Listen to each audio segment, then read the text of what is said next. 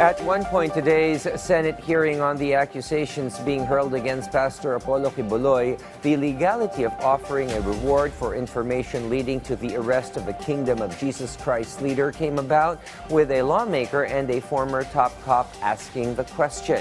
How this query was answered by a resource person, Daniel Manalastas reveals in this report.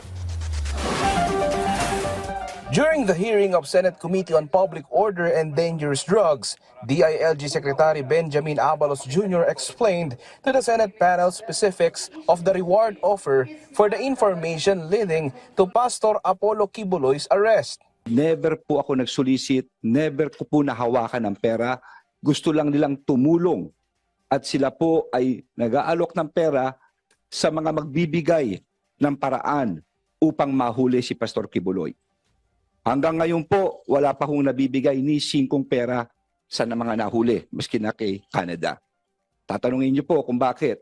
Siguro po natakot dahil nag-offer ng 20 million reward ang KOJC. Abalos and counsels for the accused engaged in a heated argument as Abalos read to the committee hearing the allegations against the religious leader. Babasahin ko lang po, si alias Amanda ay umarap sa Senado sa kanyang testimony noong Enero 23, 2024. Sabi ng isang kasamang pastoral worker, magpunta daw ako sa dining area ng Bible School dahil pinapatawag ako ni Jacqueline Roy. Sabi niya, parte daw ng trabaho ng Ministry of the Pastorals na imasahe si Kibuloy. Sabi niya, special privilege daw ito dahil hindi naman daw lahat nahahawakan at nakakalapit sa anak ng Diyos.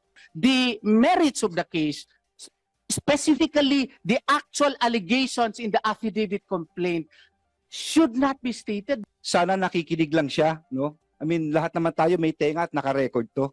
Klarong-klaro sinabi ko, hindi ko sinight yung nasa kaso. Ang sinight ko yung dito sa Senado mismo.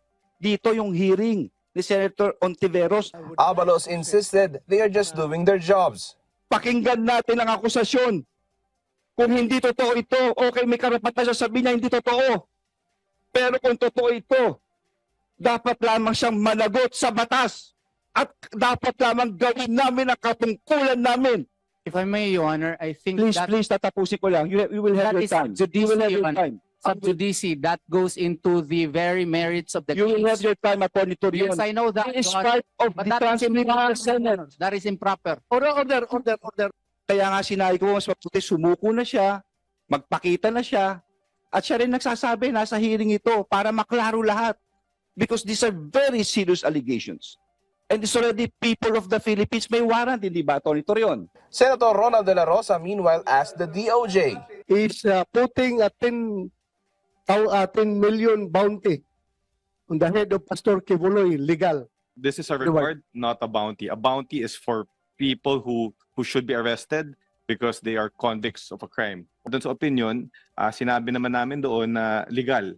Legal ang pag-alok ng pabuya o ng reward sa mga individual na makakabigay ng impormasyon upang maaresto na makakatungo sa aresto ng isang tao.